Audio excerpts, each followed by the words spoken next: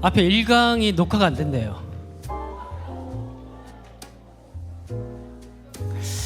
여러분들 마음속에 잘 저장된 걸로.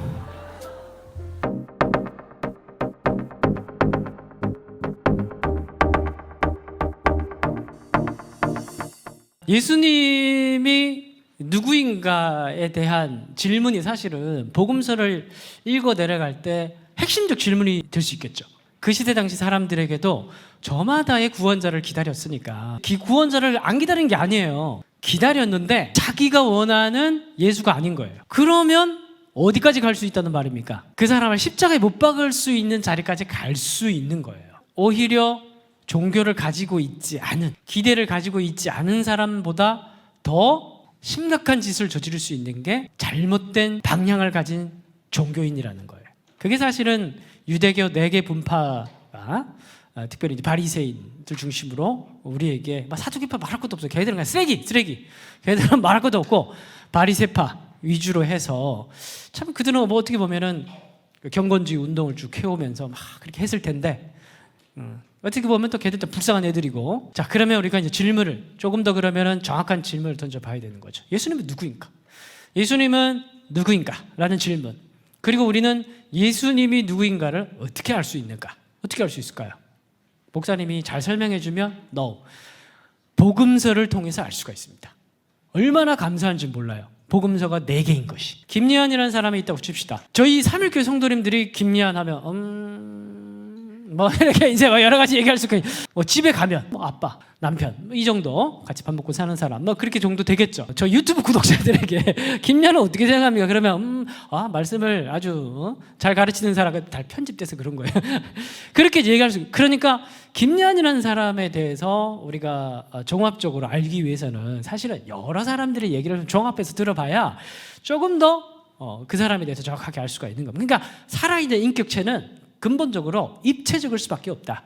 그래서 우리가 사복음서가 왜 굳이 사복음서를 정경화시켜서 복음서를 4권이나 남겼는가, 거기에 대한 답을 제공할 수 있을 것 같습니다. 그래서 결국에는 예수님의 4가지의 복음서가 있는 것은 4사람의 시선으로 예수를 보는 이야기예요. 자, 일단은 제일 먼저 기록된 책이 뭐라고요? 마가복음. 마가복음이 제일 짧고, 공관복음 3권 중에 마가, 마태, 누가 3개를 공관복음이라고 하는데 같은 관점, 같은 뼈대를 가지고 있어요. 근데 이 뼈대를 놓은 책이 어떤 책이냐면 마가복음입니다. 자, 굉장히 중요한 거니까 잘 보세요. 마가복음에는 이야기식으로 흐름이 진행됩니다. 이거 별로 어려운 거 아니니까 그냥 머리에 쏙 넣어두세요. 첫 번째, 공생애 중에서도 어디에서 시작을 합니까? 갈릴리 사람이니까, 예수님 나사렛 사람이니까 근처에 있는 갈릴리에서 사역을 초반에 오래 합니다. 그래서 갈릴리 사역 얘기가 많아요. 갈릴리는 어디 있어요? 북쪽에 있어요? 남쪽에 있어요? 북쪽이죠? 그러면 십자가 사건과 부활, 십자가 사건 어디에서 일어나야 돼요? 예루살렘까지 가야 되잖아요. 그죠? 남쪽. 그 북쪽에서 남쪽으로 내려가는 길에 대한 본문이 많습니다. 그래서 예루살렘으로 가는 길, 그리고 예루살렘에서의 일주일, 이게 마가복음의 스토리 라인, 이게 뼈대입니다. 요 뼈대를 마가가 세우고 이 라인 안에 다 들어가는 거예요, 스토리가. 그리고 이걸 그대로 가져다가 이때는 저작권법에 위배되지 않았기 때문에, 그래서 마태복음과 마가복음이 겹치는 부분이 44%인가 그렇습니다, 본문이. 그런데 이렇게 겹치는 건 뭐냐면 뼈대를 가져갔기 때문이에요. 그리고 그 뼈대를 유지하지만 마태복음이 훨씬 두껍죠. 막 짜증날 정도로 두껍잖아요. 마가복음보다 마태복음 보려고 그러면 막 2-3배 되니까. 그러면 2-3배 되는 내용은 뭘까요? 다 설교입니다. 다 예수님의 설교 말씀이 다 들어가 있어요. 그래서 예수님의 교훈 모음집으로 만들어. 그러니까 예를 들어서 뭐 교회, 마태복음 18장, 19장 해서 뭐 쭉 교회를 주제로 해가지고 예수님의 설교들을, 교훈들을 모아가지고 한 편에 완성된 텍스트, 그걸 해가지고 그 뼈대 속에 집어넣어놨어요. 그래서 마태복음 28장까지 엄청 길어. 그죠? 그리고 그러니까 마가복음이 먼저 출간이 되고 마태복음이 출간이 됐다고 하는 거예요. 그러니까 참고를 한 거예요. 갑자기 성령이 임해가지고 막 둘이 똑같이 쓴 게 아니고 마가복음이 출간되고 그냥 참고를 한 겁니다. 그 다음에 누가가 2개를 다 해가지고 누가도 마가복음과 겹치는 부분이 40몇 프로인가 그렇고 마태복음과 겹치는 부분이 또 굉장히 많고 그렇습니다. 누가 둘 다 참고를 하되 또 자기의 관점으로 쓴 거예요. 그리고 한참 시간이 지나고 난 이후에 요한이 나는 똑같은 거 싫다. 왜냐하면 사람들이 이미 그 시간 동안 많이 봤잖아. 그러니까 똑같은 거 뭐하러 또 써. 그래서 최대한 겹치지 않겠습니다. 그래서 요한복음에서는 기적이 7개인가 나오는데 오병이어 기적과 또 다른 기적이 2개 빼고는 다 다른 기적이에요. 그래서 완전히 새로운 이야기를 중심으로 해가지고 그리고 이제 단순히 예수님의 인간적인 일대기 중심의 뼈대를 완전히 다 지워버리고 그 출생 얘기도 없어요. 그 요한복음은 그냥 바로 예수님은 하나님이다 선포해 놓고 빛이요 생명이요 뭐 이러면서 그냥 쭉 그냥 완전 다른 기독론 중심으로 한 신학적인 예수님의 복음서를 완성을 한 게 요한복음이에요. 이렇게 쭉 4권이 구성이 됩니다. 자, 그럼 특징들을 알아보겠습니다. 특징들은 무엇을 보면 아느냐? 1장 1절을 보면 압니다. 다 그래요. 복음서들이 이 복음서는 무슨 관점으로 예수님을 묘사하고자 하는가? 그 질문을 던지면 1장 1절을 봐라 이렇게 얘기하면 답이 됩니다. 마가복음 1장 1절 다 같이 한번 읽어보겠습니다. 시작. 여기서 핵심은 그리스도입니다. 그리스도. 여러분 아까 1교시 때 여러분들이 들었듯이 이 시대의 가장 핵심적 키워드는 그리스도, 메시아. 그리스도는 헬라어고 메시아는 히브리어입니다. 유대말로 하면은 메시아, 헬라말로 하면 그리스도. 이 사람들이 저마다의 그리스도를 기다리고 있었죠. 그죠? 그런데 이 마가복음은 특별히 메시아로 오신 예수님, 그리스도로 오신 예수님인데 어떤 메시아냐에 대한 설명이 주를 이룹니다. 그런데 이제 우리가 먼저 정리를 하고 있어야 될 건데 정리를 하고 있어야 될 게 뭐냐면 우리가 앞에서 봤듯이 그 시대 당시 사람들이 예수님 어떤 메시아로 생각했는가? 바리새인들은 율법에 정통하고 율법에 완성된 메시아를 기다렸고 그리고 열심당 사람들은 군사적 메시아를 기다렸는데 민간의 그 시대 당시 사람들이 예수님 시대 당시에 확산되어 있었던 에너지는 분노의 에너지.